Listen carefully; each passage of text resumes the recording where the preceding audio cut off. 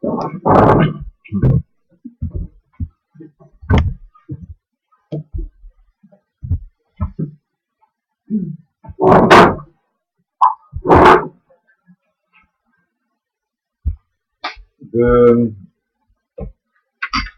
zijn nog steeds bezig met ons onderwerp de gemeente in de eindtijd. We hebben nog 3 sessies daarover, denk ik, met deze sessie erbij. We gaan al moeten nadenken over wat het vervolg zal zijn. De gemeente in de eindtijd nog even situeren.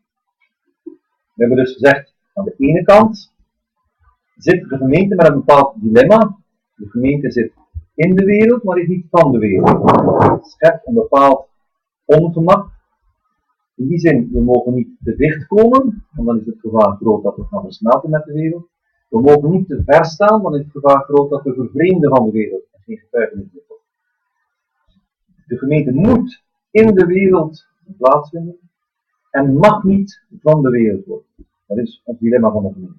We hebben gezien dat de problematiek van die gemeente te midden van een godsvijandige wereld, dat die problematiek toeneemt in de eindtijd, omdat de vijandschap van de mens ten opzichte van God in die tijd ook toeneemt. We hebben gezegd, gelukkig hebben we in de Bijbel een kompas dat ons toelaat om een veilige koers te bepalen te midden van de toch wel woelige tijden van de eindtijd.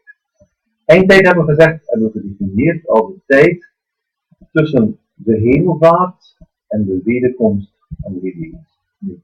Nu wil ik erin meegaan dat er binnen de christenheid, in de evangelische wereld, enorm veel verschillende visies bestaan over die wederkomst. Sommigen, waaronder ik mezelf reken, zien de opname van de gemeente als een apart iets. Iets wat bedoeld is voor de gemeente, en wat eigenlijk het sluitstuk van de geschiedenis van de gemeente hier op aarde vormt.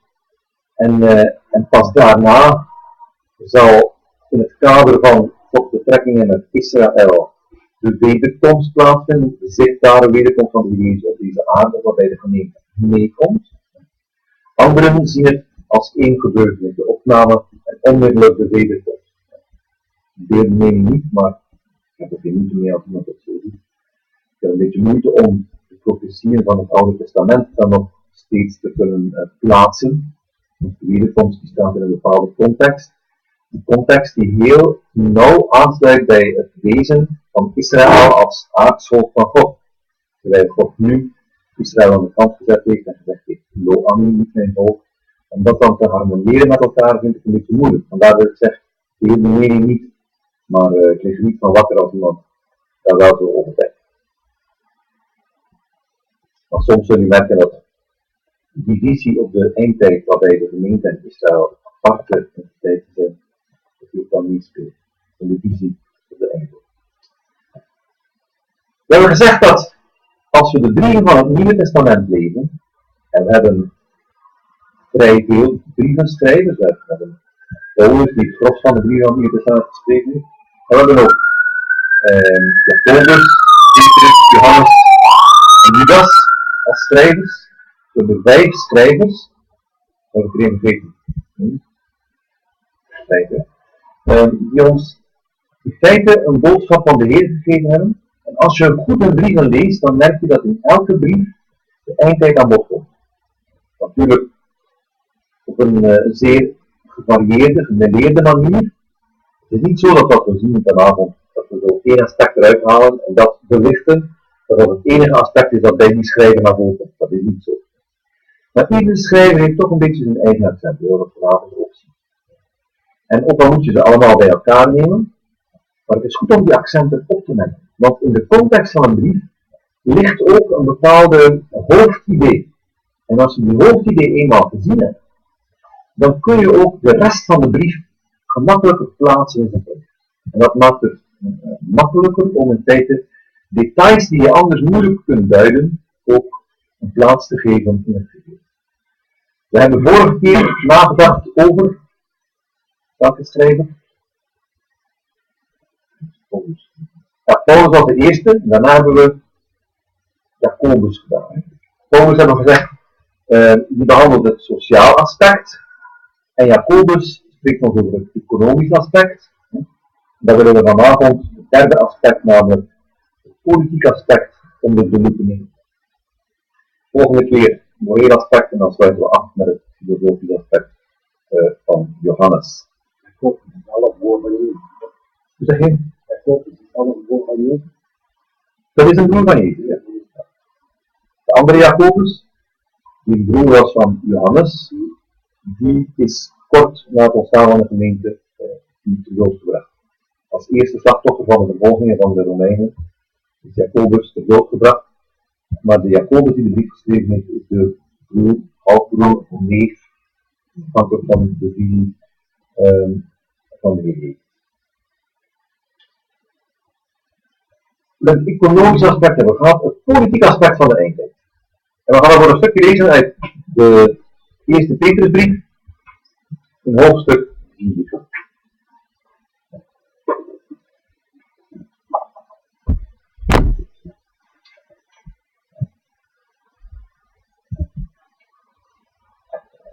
Ik heb mij gebaseerd op de Telos-vertaling.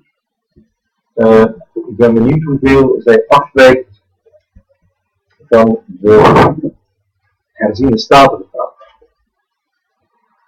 Want die twee liggen dicht bij elkaar, vind ik. We lezen dan vers 7 van hoofdstuk 4.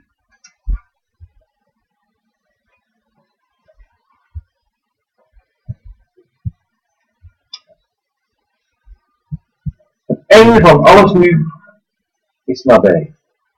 Wees dus bezonnen en nuchter tot gebeden. Maar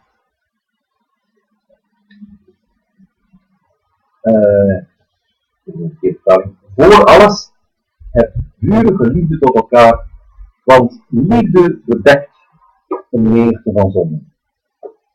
Wees gastvrij voor elkaar, zonder mopperen. Maar nadat ieder een genadegave heeft ontvangen, dient elkaar daarmee. Als goede rentmeesters van de veelvoudige genade van God. Als iemand spreekt, laat het zijn als uitspraken van God. Als iemand dient, laat het zijn als het sterk die God verleent. Opdat in alles God verheerlijkt wordt door Jezus Christus, aan wie de heerlijkheid en de kracht is tot in alle eeuwigheid. Amen. Kort stukje. 5 versen, die ons iets vertellen over het einde. En het eerste wat we moeten overdenken met elkaar is, ik noem dat het politiek aspect. Waarom? Laat ik even proberen te verduidelijken.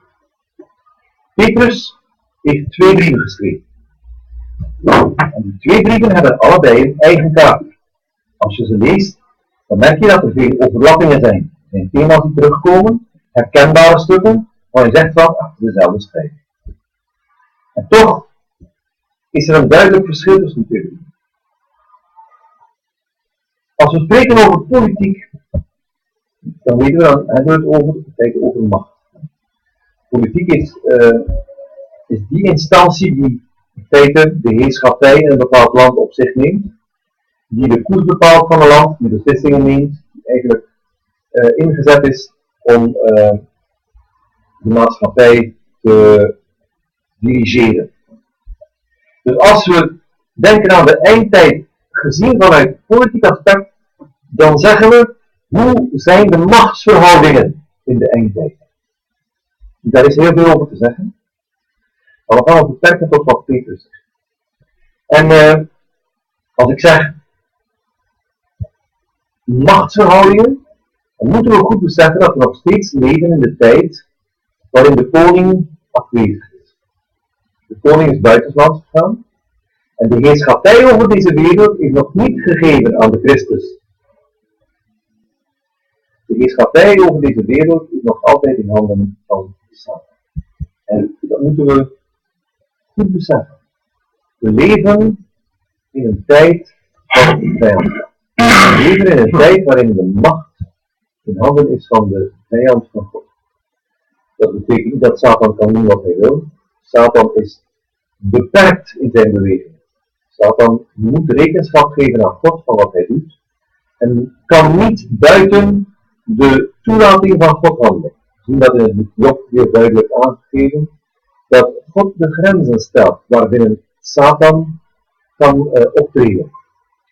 Maar niettemin moeten we beseffen dat als Satan zegt in de verzoeking van de Heer Jezus in de woestijn, dat alle koninkrijken van deze wereld, die hij dan ook etaleert voor de Heer Jezus, hij zegt, al deze koninkrijken behoren mij toe en ik mag ze geven aan wie ik wil. Dan vertelt hij daar dingen die waar zijn. Want op dit moment is hij de God van deze eeuw, de heerser van deze tijd. En hij bepaalt in sterke mate de politiek in deze wereld. Dat moet ons alert maken. Alert maken voor de tendensen die zich manifesteren. Achter alles moet je gaan zoeken naar de verborgen beweegkrachten. Het is niet zo dat er in deze wereld dingen zomaar gebeuren. Er gebeuren geen rampen per ongeluk. Er ontstaan geen revoluties per ongeluk. Toevallig. Nee. Achter de dingen zit er een hele wereld, een verborgen wereld, een occulte wereld, waarbij niet alles wat occult is slecht is, maar het is wel allemaal verborgen. En wat slecht is, is dat wij vanuit onze fysieke wereld toenadering zoeken tot de occulte, tot de verborgen wereld. Dat is het slecht. Natuurlijk is een groot deel van de onzichtbare werkelijkheid, van de hemelse werkelijkheid, is slecht. Het wordt door Satan bepaald. En als mensen de grens tussen het zichtbare en het onzichtbare proberen te overtreden, dan is dat stevast om in contact te komen, ook al beseffen ze dat zelf niet, met de verkeerde kant, met Satan. De goede engelen zullen daarin niet meegaan. Zij zullen zich niet laten voor het karretje spannen van mensen die op een occulte wijze toenadering zoeken tot de hemel. Onze toegang tot de hemel is beperkt. Wij bevinden ons, wij zijn als hemelburgers, hebben wij onze plaats in de hemel, wij hebben ons burgerschap in de hemel, zegt Filippenzen 3. En bovendien zijn wij ook gezet aan Gods rechterhand in Christus. Wij hebben onze positie al aan Gods rechterhand in Christus. Maar we zijn nog altijd fysiek op aarde. Je kunt dat zo moeilijk voorstellen, maar het helpt misschien als je jezelf ziet als levend op aarde. En als je zegt, waar is de hemel? Hier, dan wijzen wij naar boven. En de mensen in Australië wijzen naar beneden. En de mensen die helemaal in het westen wonen, die wijzen naar daar. En de mensen in het oosten, die wijzen naar daar. En ze hebben allemaal gelijk. Want de hemel is eigenlijk overal rond de aarde. Overal waar je op aarde komt, zit je eigenlijk ook in de hemel. Je zit tegelijkertijd op aarde en in de hemel, want de aarde hangt in de hemel. Dan spreken we alleen nog maar van de zichtbare hemel. Maar dat is eigenlijk met de geestelijke hemel ook zo, voor zover we kunnen spreken over lokaliteit. Bevinden wij ons eigenlijk te midden in de geestelijke, in de hemelse sferen. De hemelse gewesten, zoals de Bijbelvertaling staat, de herziene statenvertaling dat vertaald heeft.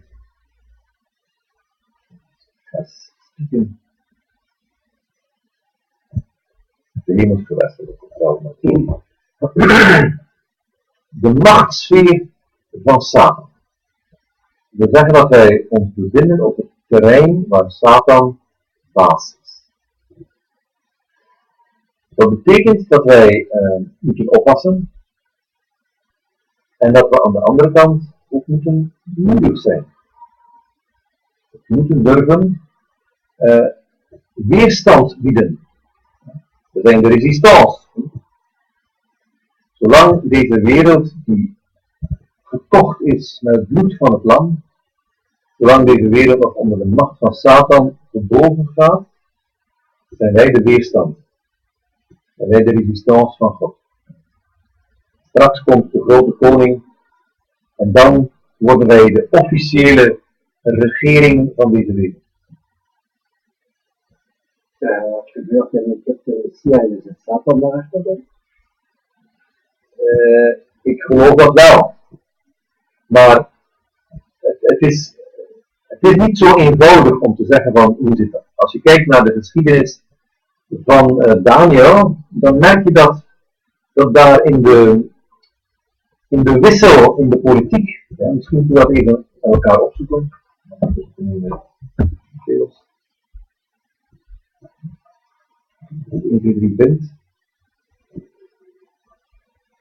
Daniel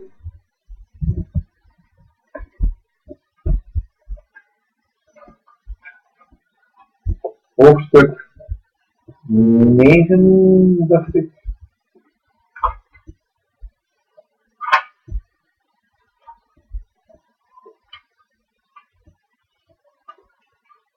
Nee, hoofdstuk 10 is het. Welk bladzijde? Dat is een goede vraag. Ga je kijken in de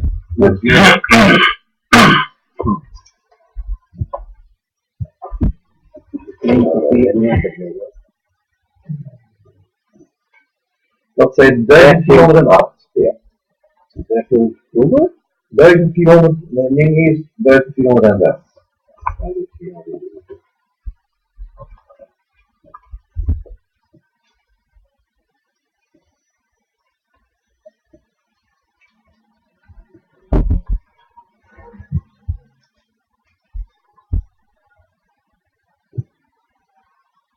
We gaan eerst even kijken naar hoofdstuk 9, vers 20. Daar lezen we, terwijl ik nog sprak en bad. Dus Daniel is een gebed aan het uitspreken, hoofdstuk 9, echt de moeite waard om ons te lezen en te overdenken.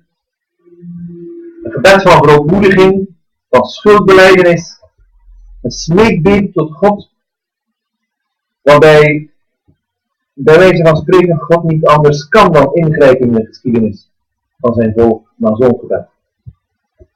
En dan staat het, terwijl ik nog sprak en bad, en belijdenis deed van mijn zonde en van de zonde van mijn volk Israël, en mijn smeekbeden uitstortte voor het aangezicht van de Heer mijn God, omwille van de heilige berg van mijn God. Terwijl ik mijn gebed nog uitsprak, kwam de man Gabriel, die ik in het begin in het visioen gezien had, snel aangevlogen en raakte mij aan omstreeks de tijd van het avondoffer. Hij begon mij te onderwijzen en sprak met mij en hij zei, Daniel, nu ben ik erop uitgegaan om u de betekenis te doen begrijpen. Bij het begin van uw smeekbeden is er een woord uitgegaan en nu ben ik zelf gekomen om u dat te vertellen, want u bent zeer gewend. Zie je, hij bidt en God zendt zijn gezant om de boodschap mee te geven. Dan gaan we naar een hoofdstuk verder. En dan lezen we in vers 12 van hoofdstuk 10. Hoofdstuk 11. Hoofdstuk 10 vers 11.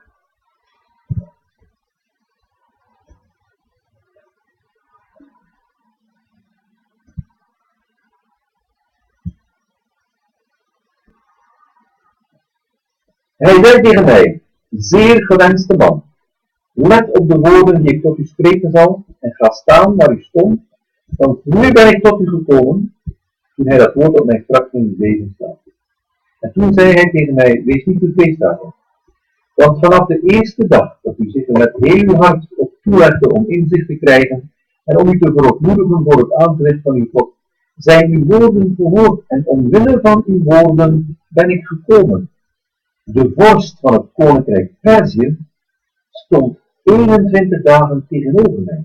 Maar zie, Michael, een van de voornaamste vorsten, kwam om mij te helpen toen ik daar achterbleef bij de koningen van Perzië. Ik ben gekomen om u inzicht te laten krijgen in wat uw volk in latere tijd zal overkomen, want er is nog een visioen voor die dagen. En uiteindelijk krijgen we dan te horen dat er een nieuw koninkrijk op komst is. En dat koninkrijk, dat is Griekenland. We hebben eerst de Babyloniërs gehad, die worden opgevolgd door de Meden en Perzen, worden opgevolgd door de Grieken, worden opgevolgd door de Romeinen. Het Romeinse Rijk gaat ten onder. En dan zegt het boek Openbaring. En dan komt datzelfde rijk dat herrijst als een phoenix uit de as. En dat krijgt nog een slotfase, omdat de tijden der heidenen, de geschiedenis van de wereld zoals God die heeft aangepast door de verwerping van zijn volk, is dat volk terechtgekomen onder de volkeren. Niet meer als een apart volk van waaruit God de wereld regeert. Maar God heeft zijn volk verworpen en gezegd, jullie zijn mijn volk niet meer, jullie zijn Lo-Ami, Lo-Gama, geen barmhartigheid meer voor jullie. Jullie versmelten nu in de zee van de volkeren. En ik wend mij af van jullie. En dan is Israël te midden van de Babyloniërs terechtgekomen. Daarna van de Meden en de Perzen. Daarna van Griekenland. En tenslotte in de macht van de Romeinen. En dan is de Heer Jezus op aarde gekomen in die periode. En wanneer straks de Heer Jezus terugkomt, zal het diezelfde wereldmacht zijn van het herstelde Romeinse Rijk die aan de macht is. En hier vinden we dus dat de overgang naar Griekenland, dat gaat niet zomaar. In Gods wijsheid is dat zo bepaald dat de macht moet overgaan op Griekenland. Maar de Perzen, die willen zomaar hun macht niet laten schieten. Wie zijn dat dan? Die zij. Dat is niet de koning van Perzië als zodanig, maar de vorst die achter de koning van Perzië staat. De engelenvorst die achter de koning van Perzië staat. En die vorst beheerst de politiek via de coulissen van de onzichtbare wereld. Er is dus een machtsstrijd en je zou soms denken, de politiek bepaalt dat. Bij de Meden en de Perzen ging dat over oorlogen. Oorlogen tegen Griekenland. En uiteindelijk hebben zij de slag verloren. En dus zou je zeggen, ja, dat wordt bepaald door de oorlog. Wie wint en wie verliest. En hier zien wij dat achter de coulissen, dat daar een heel ander scenario geschreven wordt. En dat daar andere vorsten meespelen, die ook oorlog voeren. En dat daar de inzet ook bepaald wordt door de aanwezigheid van dat kleine volkje te midden van die grote wereld. En dat het niet de politieke macht is, niet de leger-militaire macht van het volk, wat bepaalt wat er zal gebeuren, maar dat het uiteindelijk de aanwezigheid van Israël te midden van die volken is, die bepaalt wat de toekomst zal brengen. En dat zie je niet op het oppervlak, maar dat zie je enkel wanneer je de dingen gaat bekijken door de bril van God. Dat maakt ons zeer bevoorrechte mensen die zicht hebben daarin. En dus de politiek wordt beheerst door engelen en demonen. Dat zien wij niet. Dat zien wij niet. Volksbewegingen, opstanden. Wie zit daarachter? We kunnen aan de hand van de schrift zeggen van, er zit meer achter dan wij zien. Zoals Shakespeare al zei, the more between heaven and earth than meets the eye. Er is veel meer gaande tussen hemel en aarde dan wat onze ogen kunnen zien. Maar wie precies wat doet, zoveel inzage hebben wij niet in de boekhouding van God. Maar we weten wel dat er veel meer aan de hand is dan alleen maar de dingen die aan de oppervlakte gebeuren. Vandaar dat onze visie op oorlog moet soms meer genuanceerd zijn. Als je denkt aan de Tweede Wereldoorlog, dan zijn we denk ik ontzettend dankbaar voor al die jonge soldaten die vanuit het Commonwealth naar hier gekomen zijn om hier te strijden en hun leven te laten. We denken volgend jaar 100 jaar einde van de Eerste Wereldoorlog. Het zal een zeer bewogen jaar zijn, denk ik, voor de streek van Utrecht. Al die herdenkingen van wat er gebeurd is hier. Als je denkt aan, ik weet niet dat bij jullie is, als je Time tot Century binnengaat in Zonnebeek, daar reizen mij de haren ten berge. Gewoon als je die eindeloze vlakte ziet van allemaal graven, en als je daar gaat kijken wie daar allemaal begraven ligt, allemaal mensen die helemaal niks met die oorlog te maken hadden. En die gekomen zijn om hun leven te geven. Omdat zij geloofden in een ideaal, wat ook al was het niet in hun eigen land een bedreiging, Zij wilden niet leven in een wereld die gedomineerd zou worden door machten die zulke satanische kenmerken hadden als die van Duitsland. En dan zeg je, zij hebben begrepen dat ons leven, ons eigen leven, dat het eigenlijk ondergeschikt is aan een groter doel. En ook al was dat bij hen niet altijd zo'n verheven geestelijk doel, maar toch hebben ze gezien dat vrijheid en gerechtigheid belangrijke zaken zijn om voor te strijden. En dat is ook zo. Degene die aan de kant bleef staan en bleef toekijken terwijl Duitsland Europa zo aan het vernietigen was, was een lafaard. Je kon misschien wel zeggen van ja, ik ben een pacifist, ik houd van de vrede. Maar je kunt niet zeggen dat je van de vrede houdt en staan toekijken terwijl zoveel mensen onschuldig gedood worden en niet iets ondernemen als je dat kunt. Een zeer moeilijke kwestie, maar het is een complexe kwestie. We mogen ons daar niet te gauw vanaf moeten zeggen wij zijn vredelievende mensen. Lees maar eens je Bijbel. Lees maar eens je Bijbel. Onze God is een vredelievende God. Maar onze God heeft heel wat opdrachten gegeven om oorlog te voeren aan zijn volk. En om mannen, vrouwen en kinderen af te slachten. Als ik dat lees, dan zeg ik, ofwel concludeer ik daaruit, dit is niet het werk van mijn God. Dit is een andere God dan de God van het Nieuwe Testament. Ofwel concludeer ik daaruit, mijn weken hartje moet een beetje nuchterder zijn. En de zaken onder ogen zien zoals ze werkelijk zijn, namelijk, deze wereld is een strijdtoneel. Deze wereld is een strijdperk waar Satan mensen wil vernietigen. En mijn leven, dat ik zo graag in een kokoentje zou koesteren en beschermen en pamperen, mijn leventje is niet zo belangrijk als de grote zaak van God.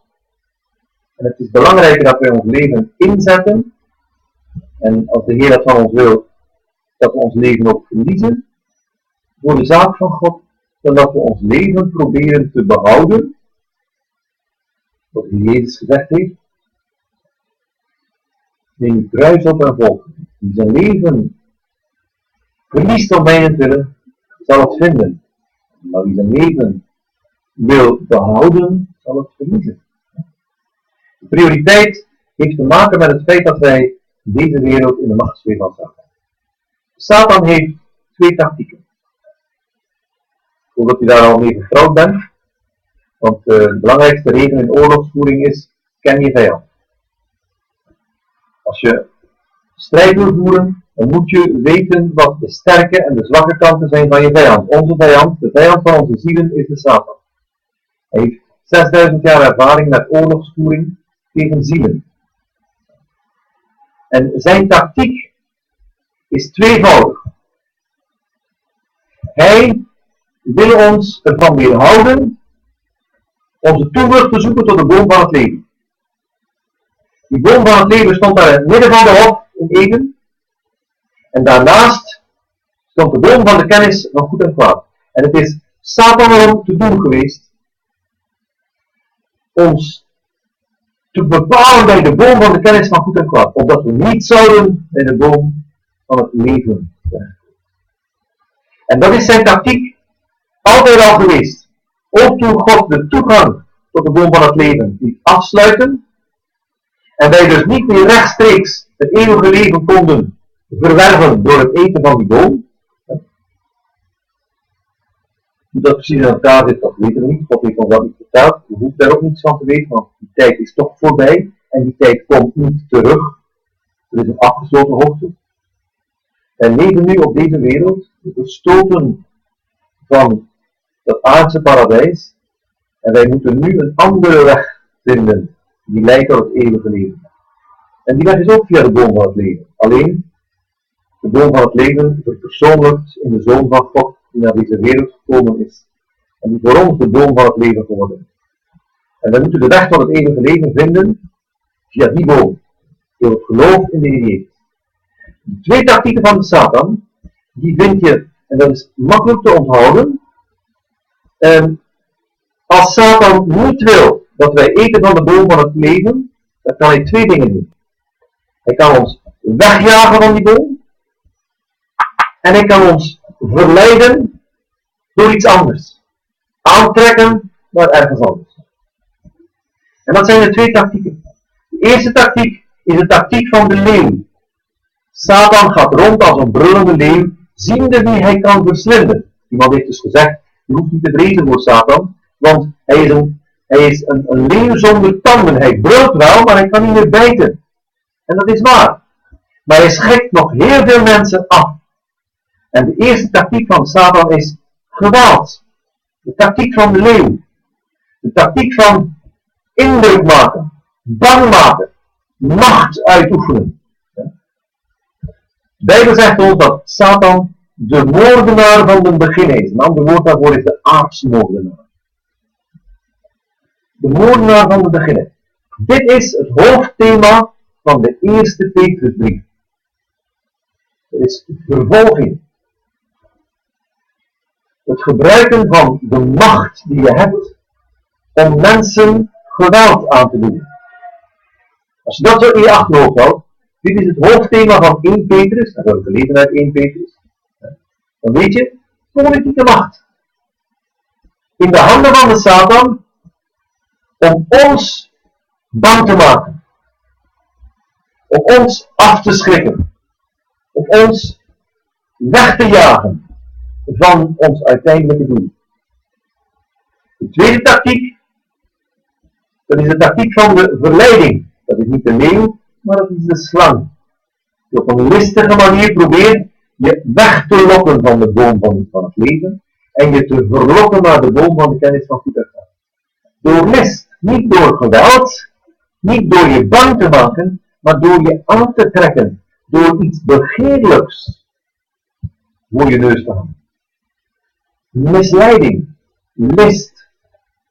En daar is Satan niet de moordenaar van het begin, maar daar is hij de leugenaar van het begin. Die dingen anders voorstelt om je weg te lokken, om je mee te lokken. En dat is het hoofdthema van de tweede Petrusbrief. En je moet dat voor jezelf maar eens onderzoeken. Maar als je kijkt naar de eerste Petrusbrief, hoofdthema, politieke macht, vervolging. Er zijn nog 2 brieven die in datzelfde licht staan. Dat is de Jacobusbrief en de Hebreeënbrief. En daarnaast heb je de tweede Petrusbrief, die ons spreekt van misleiding, van dwaalleer. En er zijn nog 2 brieven die in datzelfde daglicht staan. En dat is de brief van Judas, die een zeer sterke overeenkomst toont met de tweede Petrusbrief. En dat is de eerste Johannesbrief. De 2 brieven die we straks nog zullen overdenken, Judas en Johannes. Die zitten ook in datzelfde stramien van pas op voor de misleiding. Bij 1 Petrus, Jacobus en Hebreeën is het pas op voor de tactiek van Satan waarbij je probeert te verjagen, je probeert bang te maken, je probeert af te schrikken door het geweld wat hij geeft. Het politieke aspect is pas op voor degene die de macht in handen heeft en die macht probeert te gebruiken om ons weg te trekken van ons geloof. Wij leven in een relatief grote vrijheid. Er is nog altijd, tot vandaag, godsdienstvrijheid. Er zijn grote delen in deze wereld waar dat niet het geval is. En waar onze broeders en zusters het heel moeilijk hebben. Omwille van het feit dat daar vervolging plaatsvindt. De geschiedenis van de christenheid is begonnen te midden van vervolging. En toen die vervolging ophield, was dat geen goede zaak voor de gemeente. Ieder die godsvruchtig wil leven, zegt Paulus tegen Timotheus, die zal vervolgd worden.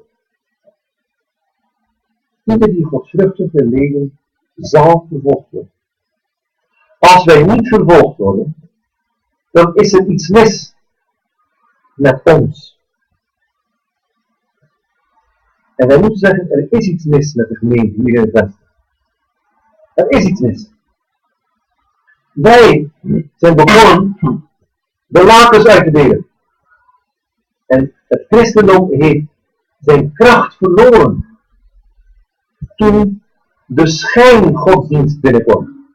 in de vorm van de staatsgodsdienst in tijden van keizer Constantijn, toen hij christen werd. In hoeverre hij echt christen geworden is, zullen we misschien nog nooit weten tot we in de hemel zijn. Maar in ieder geval, de wending die de geschiedenis genomen heeft, door de gebeurtenissen ten tijde van keizer Constantijn, zijn dermate belangrijk geweest dat het totale karakter van de kerk veranderd is. Want voor die tijd werd de kerk vervolgd. En het bloed van de martelaars, dat is het zaad van de kerk. En de kerk groeide enorm, ondanks alle vervolgingen, ondanks alle geweldplegingen. Toen kwam Constantijn, toen werd de staatsgodsdienst ingevoerd. En iedereen die een belangrijk postje wilde aan het hof van Constantijn, die moest christen worden, ook al geloofde hij niet in de Heer Jezus Christus. En we kregen het ontstaan van het naamchristendom.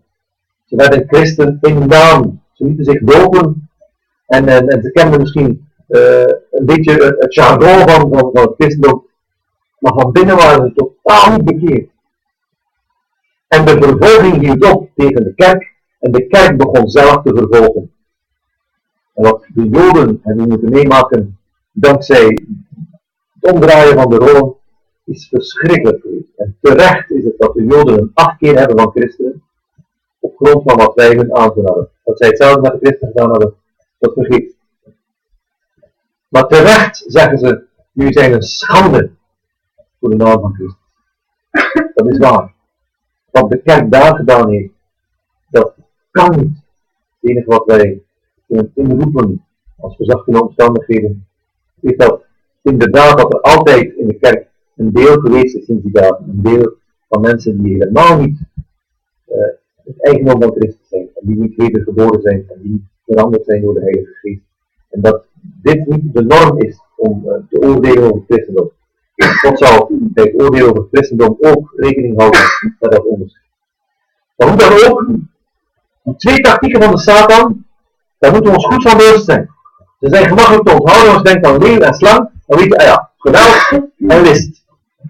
1 Petrus, 2 Petrus, lees die brieven maar eens in die context. Kijk eens naar die brieven. Je zult ontdekken dat dat inderdaad zeer belangrijk is om de rest van de brief te gaan lezen in die context. Je kunt veel beter de delen van de brief plaatsen als je eenmaal weet wat het woord is. En macht, politieke macht is dus duidelijk een onderdeel van het eerste scenario, de eerste tactiek van Satan, namelijk wie de macht heeft, die kan die macht gebruiken om zijn wil op te leggen, om geweld te plegen daar waar dat nodig is. We hebben dat hier nog niet. Ja, we hebben onlangs een keer van Medium bezig willen verspreiden voor steden en niet van maar er was een beetje wat dat we niet moesten volgen. We moeten en heb je die wet gecontroleerd? Heb je die wet gecontroleerd? Nee, maar ja, er zijn gemeenten, provincie, maar welke dag moet je dan gehoorzamen? De helft en de dag die boven staat, wat moet je dan gehoorzamen? Ik denk dat met de Europese wet, je hebt de Belgische wet. Ja, dus er zijn dingen die verboden zijn en die niet zomaar verboden zijn om christendom aan banden te leggen, maar die eigenlijk verboden zijn om de persoonlijke vrijheid van de mensen ook te garanderen. Bijvoorbeeld, als je een campagne wil houden en je wil in het openbaar prediken, dan moet je daar toestemming voor vragen.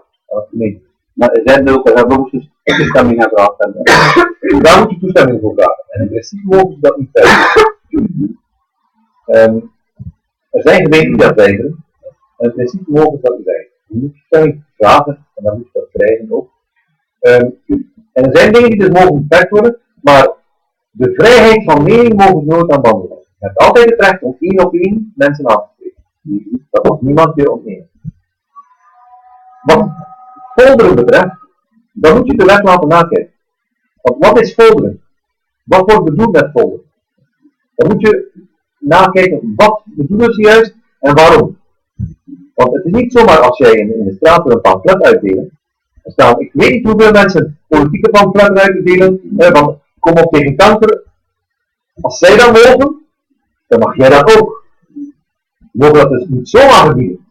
Als er een wet is die zegt, je mag dat hier niet meer doen, dan wet die gestemd is en dat geldt voor iedereen, dan moet je daarbij neerleggen, of je moet overtreden, en dan weet je dat de gevolgen voor goed nemen.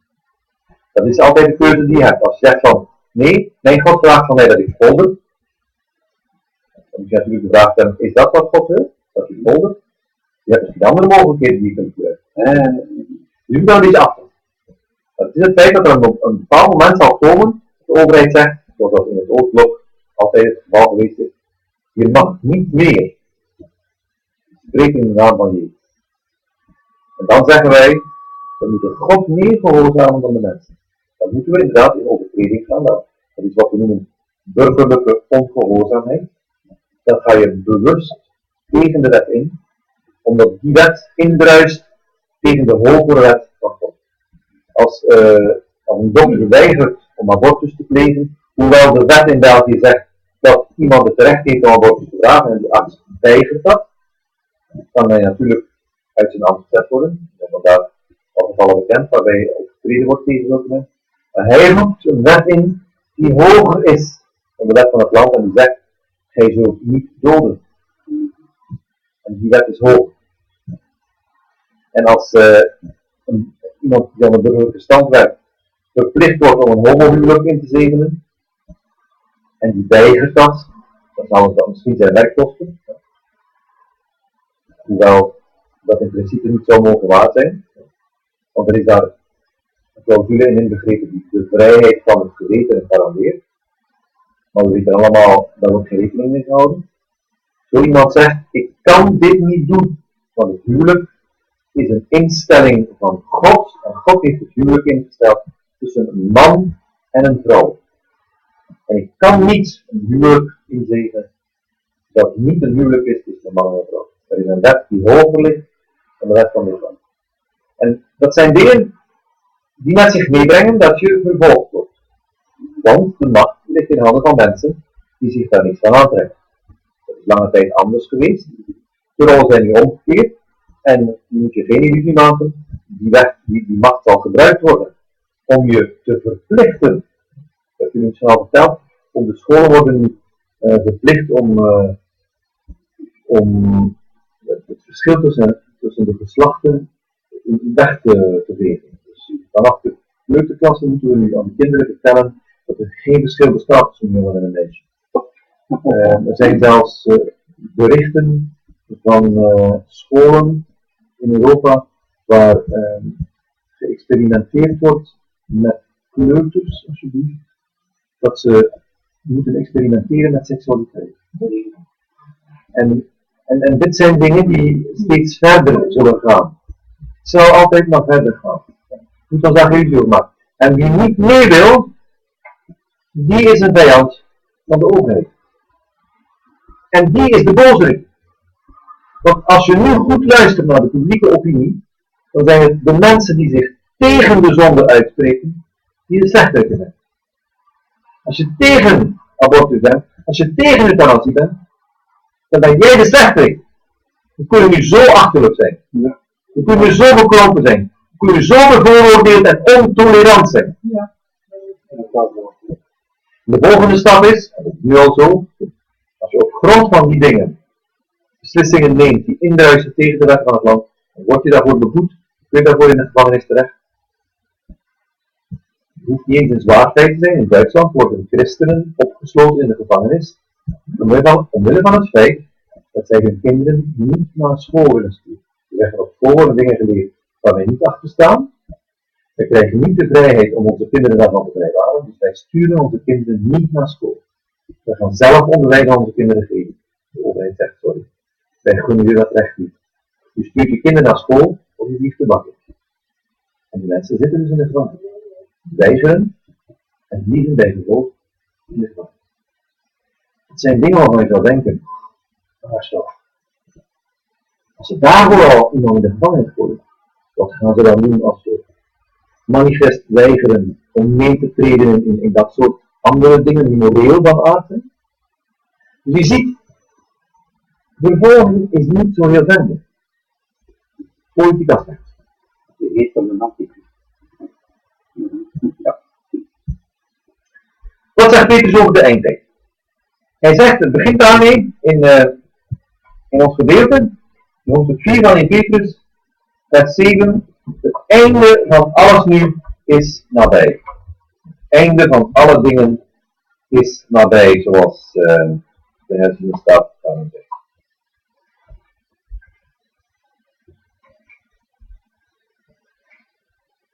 Met andere woorden, wij leven met de gedachte, het einde dat is niet binnen een eeuw of zo. Ja, je ziet toch wel als je om je heen kijkt, alles gaat achteruit. En als ik een beetje een extrapolatie toe van de achteruitgang, dan zeg ik, het zal misschien nog zoveel jaar meegaan, dan is het om 7. En dan is de prognose misschien 1 eeuw, misschien een halve eeuw. Maar zo moeten we niet leven. We moeten leven met de gedachte, het einde is nabij, het einde is in zicht. We moeten ons wapenen met het idee van, wat we nu zien, dat zijn de laatste stuiptrekkingen van een tijd die beheerst wordt door de macht van de Satan. En wij leven in die laatste stuiptrekkingen. En wij moeten ons wapenen met het idee van, laat ik mij niet vastbijten in deze tijd, want dit is het einde. Als je je herinnert wat ik vorige keer verteld heb over die vrouw in Pompeii, iets hè, nog? Als je de lava, als de stromen van de berg, dan moet je weg zijn. Dan moet je niet op je gemak een espressootje zetten en een koekje uithalen. Dan moet je weg zijn. Dan is het hoog tijd dat je vlucht. En zo zegt Petrus, we moeten leven met de gedachte, en dat was 2000 jaar geleden al. Leven met de gedachte, mensen, het einde is nabij. Het einde. Denk dus niet van, we gaan iets moois opbouwen, maar denk vanuit het idee, het einde is nabij. Wat wij nu opbouwen, dat moet zijn in het licht van het einde. We moeten bouwen aan een ark. Want we zien de buien al hangen en we moeten bouwen aan een ark. We moeten bouwen aan een uitweg. Niet hier op aarde een gemust nestje bouwen. Niet hier op aarde een prachtige maatschappij uitbouwen. Dat zijn allemaal nobele doelen, maar die doelen zijn allemaal ondergeschikt aan iets wat veel belangrijker is. Namelijk, beseffen wij nog wel dat wij leven te midden van een maatschappij die beheerst wordt door de Satan en dat hij ook ons wil laten dansen naar zijn feiten. Iedere generatie moet opnieuw ontdekken dat Satan erop uit is om ons weg te trekken van de dingen van God. En ons zoveel mogelijk bezig te houden met iets anders. Iedere maatschappij, iedere generatie moet ontdekken dat de wereld waarin wij leven een dilemma vormt. Dat het een wereld is die we moeten bereiken met het evangelie en tegelijkertijd een wereld is die een bedreiging vormt voor het wezen en de identiteit van het leven. Dat is voor elke generatie opnieuw belangrijk. Toen ik christen werd, was het begrip de wereld een veel sterker gegeven dan nu. Toen was de wereld nog iets wat gedefinieerd werd, weliswaar verkeerd, in termen van zwart-wit. Dit zijn de dingen van de wereld en dit zijn de dingen die goed zijn. En het werd heel zwart-wit benaderd. Cinema is van de wereld. Daar ga je als christen niet naartoe. Vandaag zeggen wij, dat zo kortzichtig zijn. En terecht. Maar wat is het gevolg? Het gevolg is dat wij gaan wel aan de cinema. En wij permitteren ons eigenlijk om alles te zien. Waar is de grens? Ik zeg niet dat het vroeger beter was.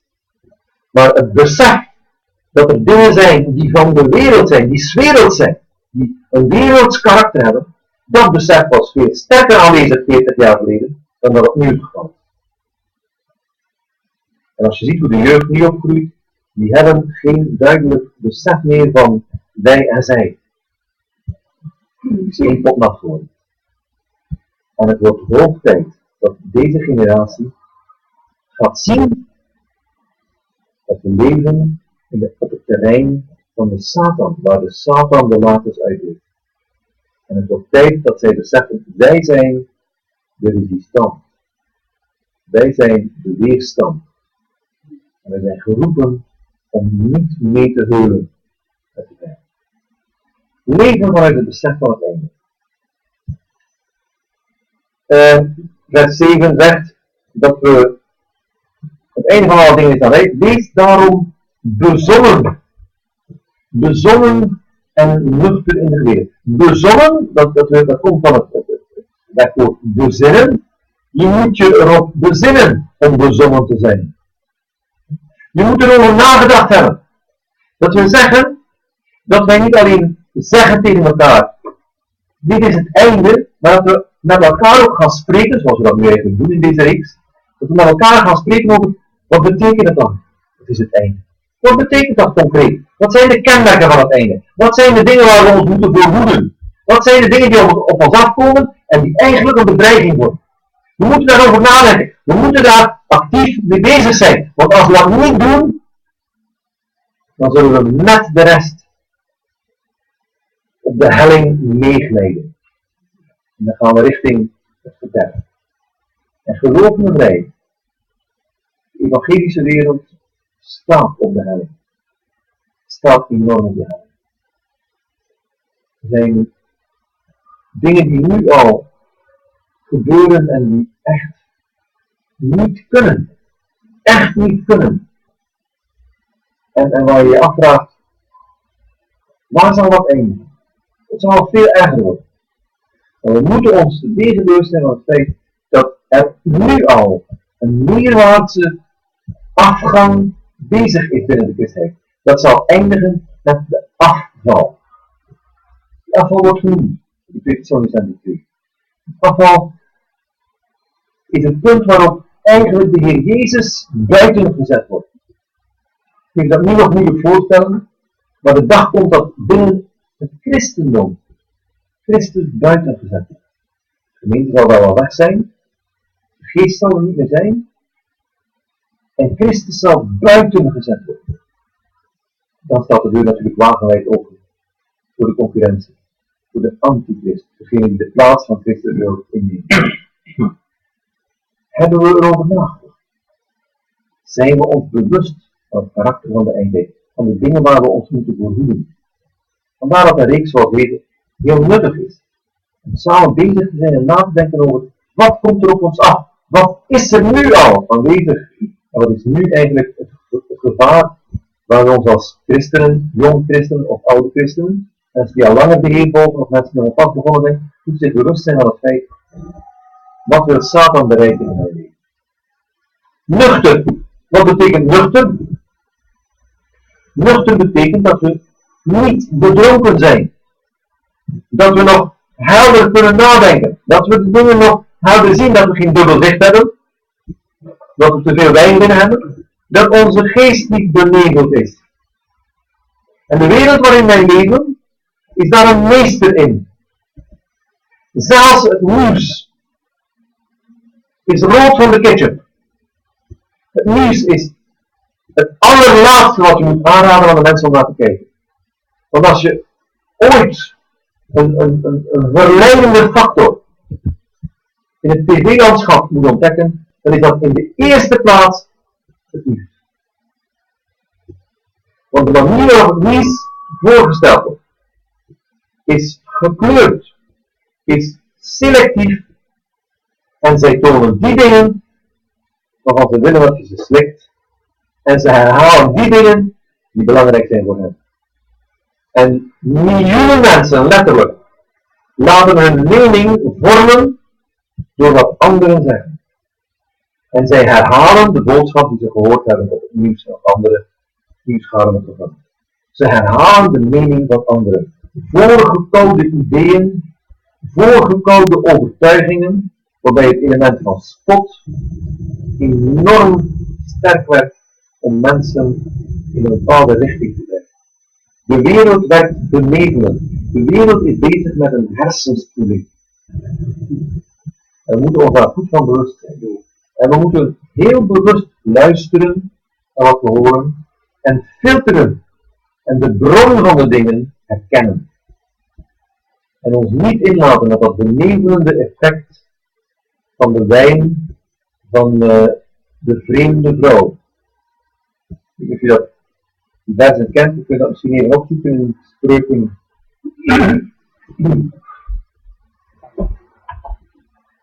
9.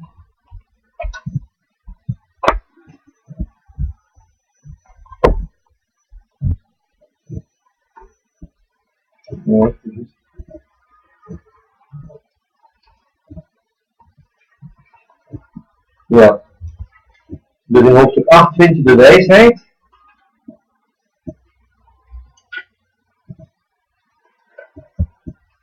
En in hoofdstuk 9 vind je ook een vrouw. En dat is vrouwendwaasheid.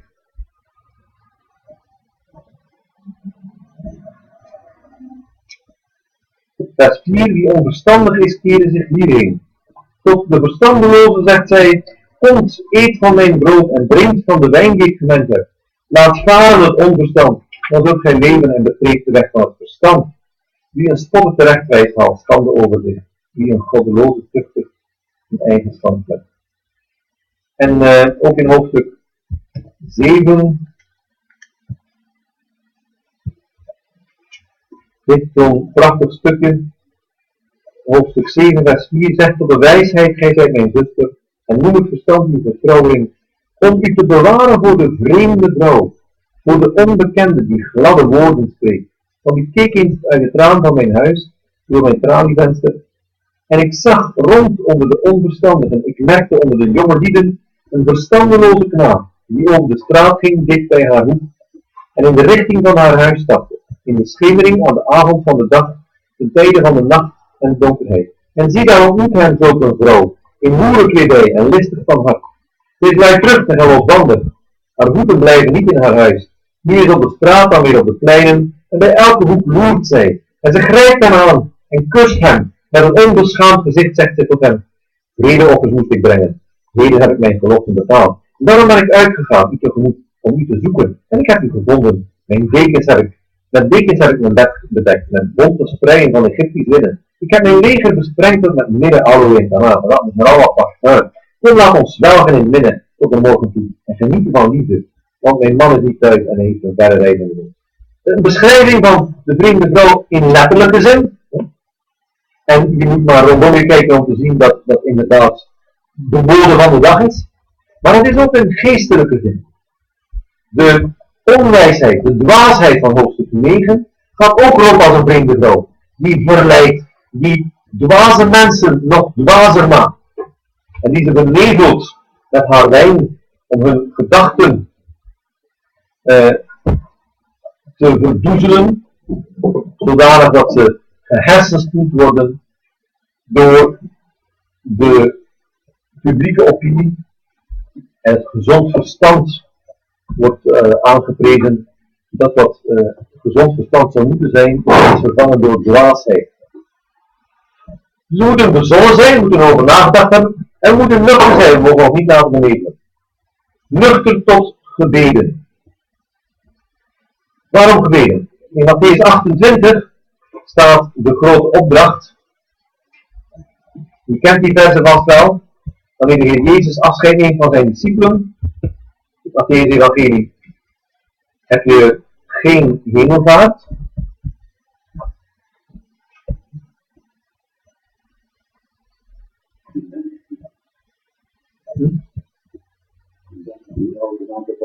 Ja. En lezen dus, en Jezus kwam naar hen toe en sprak tot hen de woorden: mij is gegeven alle macht in hemel en op de aarde. Gaat dan heen, maakt alle volken tot discipelen en dopen tot de naam van de Vader en de Zoon en de Heilige Geest en hen leren te bewaren alles wat ik u voor heb. En zie, ik ben met u alle dagen tot aan de volleinding van de eeuw. Dit is het einde, maar tot het allerlaatste einde blijft de Heer bij ons. Hij is bij ons. En wij moeten nuchter worden tot gebeden. Wat wil dat zeggen? Wij zijn de resistance, wij moeten communicatie houden met onze overheid. We moeten communiceren met onze grote baas. We moeten bidden. Bidden om onze instructies te krijgen van boven. Bidden om nuchter en bezonnen te blijven. Bidden om niet meegesleurd te worden door de golf van hersenspoeling, maar om te blijven paal staan voor de waarheid van God. Daarvoor hebben we gebed nodig. Nou, hier zie je dat voor de eerste keer zo gebeuren. Daar ontstaat in die prille jaren van het begin van de gemeente op aarde, krijg je onmiddellijk al dat de Satan zijn tactiek gaat uitproberen. Hoofdstuk 4 van Handelingen.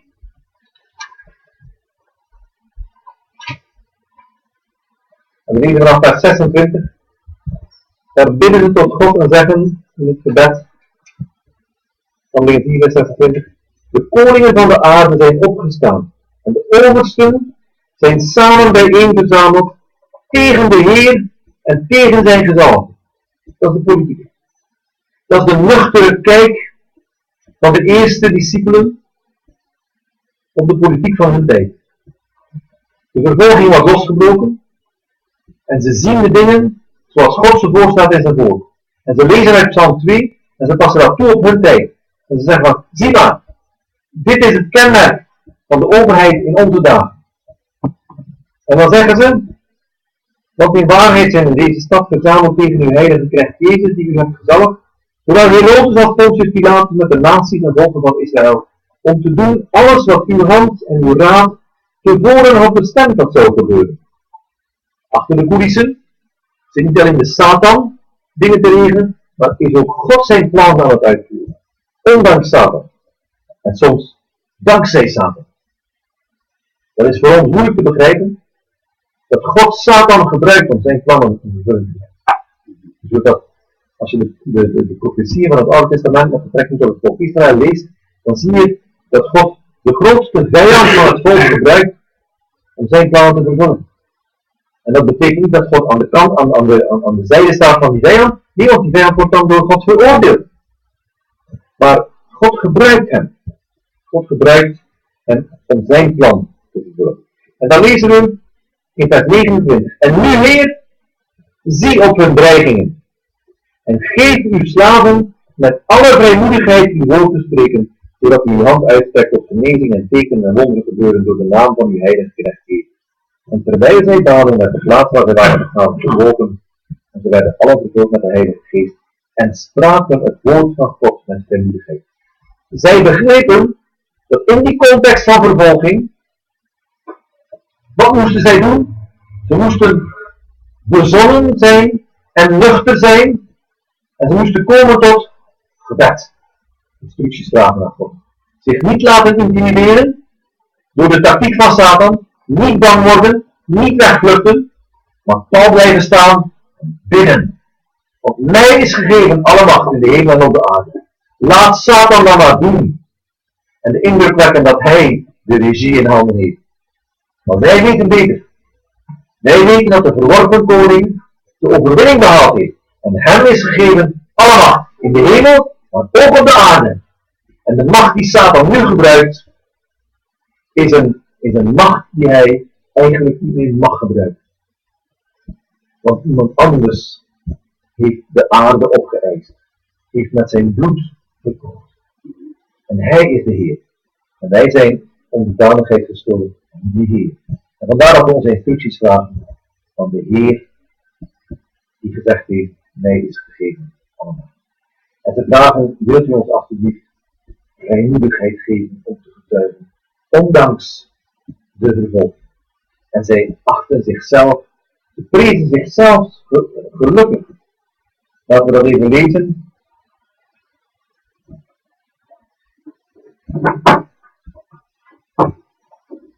In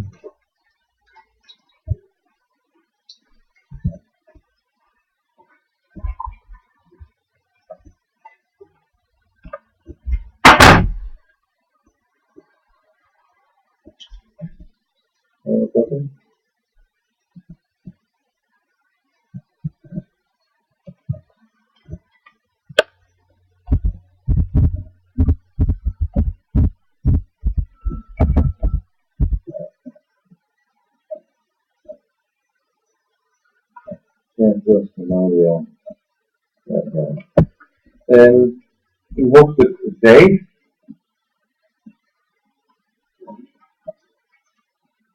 Van Handelingen 5, vers 40.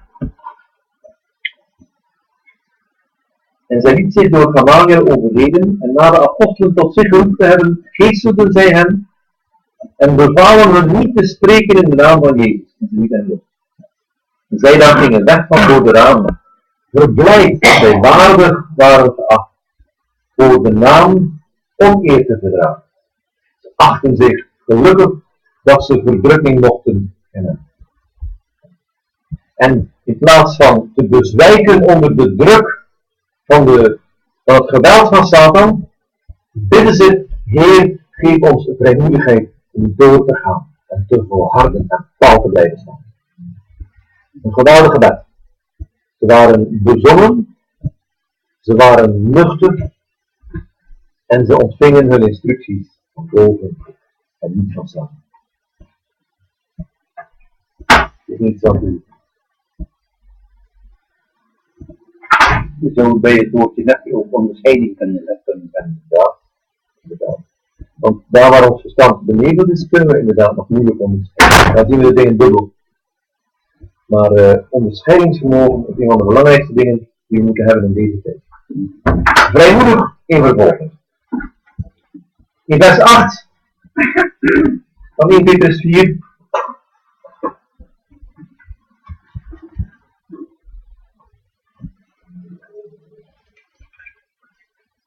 Voor alles heb vurige liefde tot elkaar, want liefde bedekt de menigte van zonde.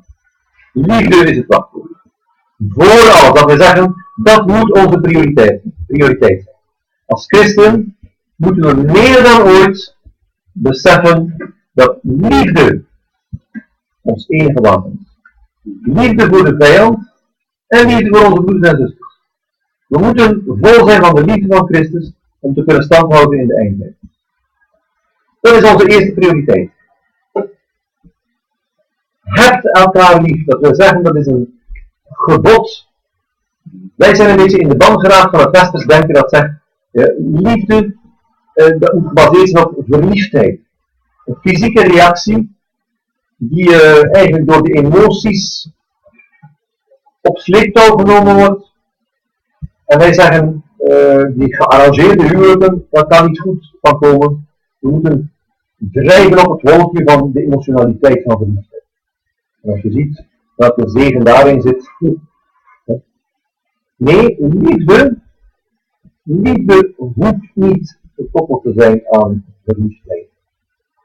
Liefde is een gebod. Liefde is iets wat je moet doen. Liefde is iets wat je zelf beslist. Want Francisco heeft daar een prachtig iets over geschreven.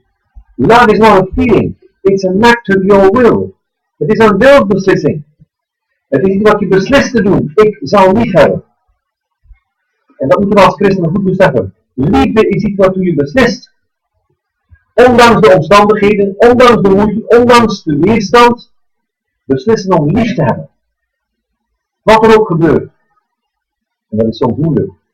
Maar dat is onze eerste opdracht. Voor alles, hebt elkaar lief, hebt elkaar vurig lief. Het moet een vurig lief zijn. Ik heb daarbij geschreven doorstroomboiler. Ik weet niet of je dat verschil kent.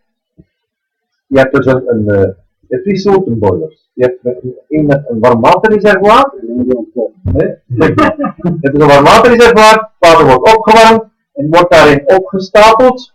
En langzamerhand koelt dat weer af, het is goed geïsoleerd, blijft dan mooi warm. Als je warm water nodig hebt, zet de kraan open en het komt warm water. Maar het risico is, na verloop van tijd koelt dat af.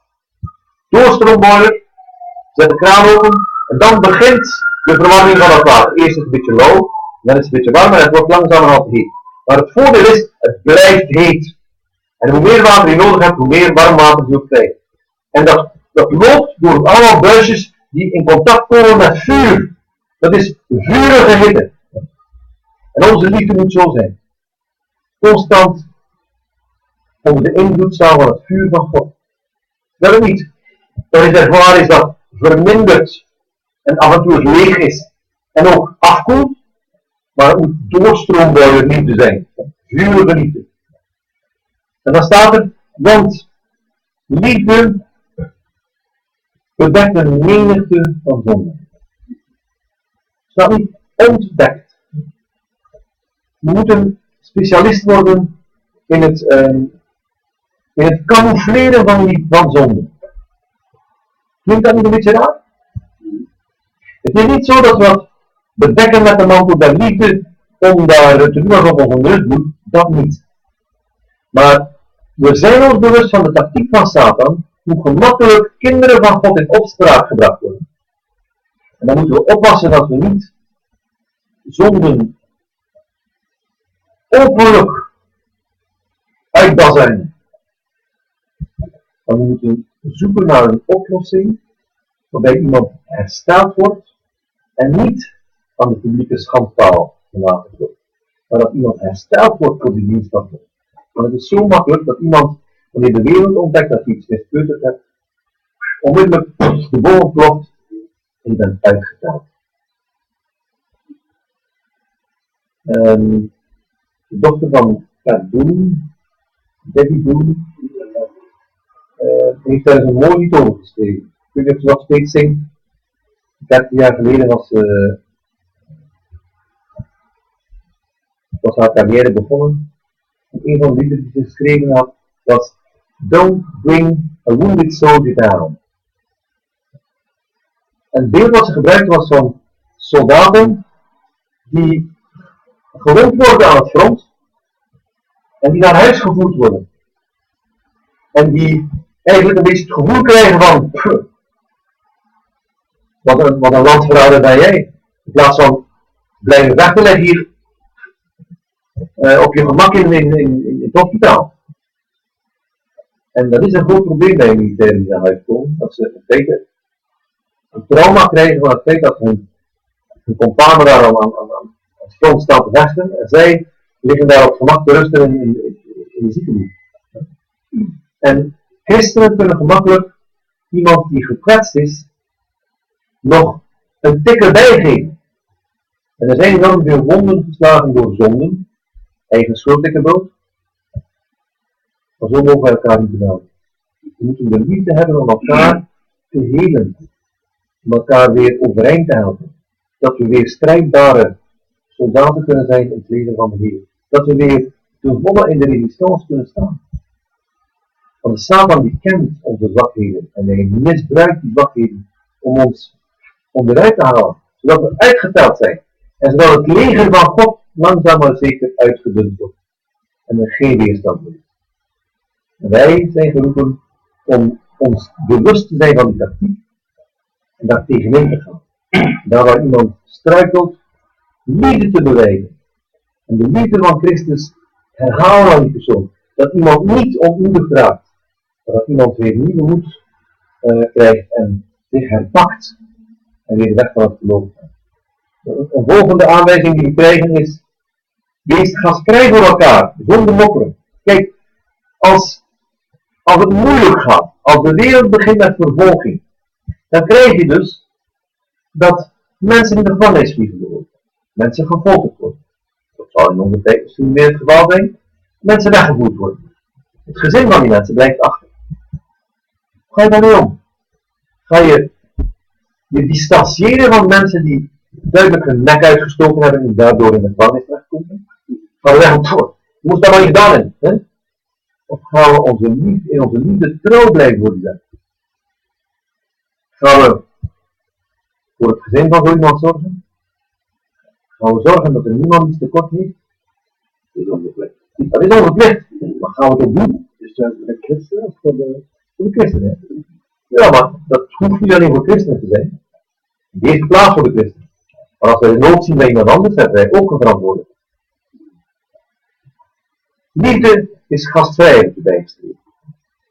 Mensen het gevoel geven dat ze echt welkom zijn. Niet alleen omdat het onze plicht is. Maar omdat we echt liefde hebben. Liefde die, zoals God, wil geven, die wil vergeven en die wil geven. Die bereid is om zichzelf weg te cijferen en aan anderen te blijven. Liefde is een werkwoord. En vers 10 herinnert ons daaraan. Waarna ieder genadegave heeft ontvangen, dient elkaar daarmee als goederen meesters van de veelvoudige genade van God. de veelvoudige genade van God is uitgedeeld. En dan moeten we ons de vraag stellen, wat is mijn genadegave? Wat is de portie genade die God aan mij gegeven heeft? Opdat ik die zou kunnen uitdelen. Iedereen van ons heeft van God genade ontvangen. Heeft de genade van God in onbepand. Om dat uit te delen. Om ervoor te zorgen dat onze broeder en onze zuster geen genade tekort komt. En we moeten ons constant die vraag stellen. In een tijd als de eindtijd, waarin Satan constant probeert om mensen onderuit te halen, met zijn tactiek van vervolging, moeten wij ons de vraag stellen van, houdt mijn broeder, houdt mijn zuster nog stand? Wat heeft hij, wat heeft zij nodig om stand te houden? De genade van God hebben we nodig. Zie toe dat niet aan iemand van u de genade van God ontbreekt. Hebreeën 12 of 13. Zie toe dat aan niemand van u de genade van God ontbreekt. Wij moeten erop toezien dat onze broeder en onze zuster blijven staan in de genade van God. En wij hebben van God genade ontvangen als een cadeau om dat uit te delen aan anderen. Hoe doen we dat? Ieder op zijn eigen manier. Iedereen heeft zijn genadegave. En die genadegave is een cadeau van genade. Dat is iets wat je uitdeelt. En het is naarmate ieder een genadegave heeft ontvangen. Naar de maat wanneer God je gezegend heeft met genade, mag je zelf genade doorgeven aan anderen. Je moet daarin bescheiden zijn, je moet daarin je eigen beperking kennen. Zeg van, wat God aan mij toevertrouwd heeft, is dat. Dat andere, dat kan ik niet, daar ben ik niet toe geroepen. Maar ik maak me daar ook niet druk over, want God heeft mij wel genade gegeven om aan anderen uit te delen. God heeft mij ook voorzien als een van de leden van zijn lichaam. En alle leden zorgen voor elkaar. En ieder lid heeft de mogelijkheid om erop toe te zien dat zijn broeder en zuster genoeg genade heeft. En iedereen doet dat op zijn manier. Iedereen doet dat naar de mate van de genade die God aan iedereen gegeven heeft. Je hebt daarin twee soorten, zou je kunnen zeggen. Zoals Petrus dat hier beschrijft. In andere plaatsen van het Nieuw Testament wordt dat alles beschreven. Dan krijg je nog andere soorten. Maar hier Petrus die zegt van, grosso modo heb je twee soorten. Je hebt spreekgaven en je hebt doelgaven. Je hebt gaven waarbij iemand door middel van het woord iemand opbeurt, iemand opbouwt, iemand ondersteunt, iemand aanmoedigt. En je hebt ook dat je door bepaalde dingen te doen iemand kunt opbeuren, kunt bemoedigen, kunt aanmoedigen. Dus Petrus zegt, wat het ook is, zorg ervoor dat de genadegave die jij ontvangen hebt gebruikt wordt om andere mensen te bemoedigen.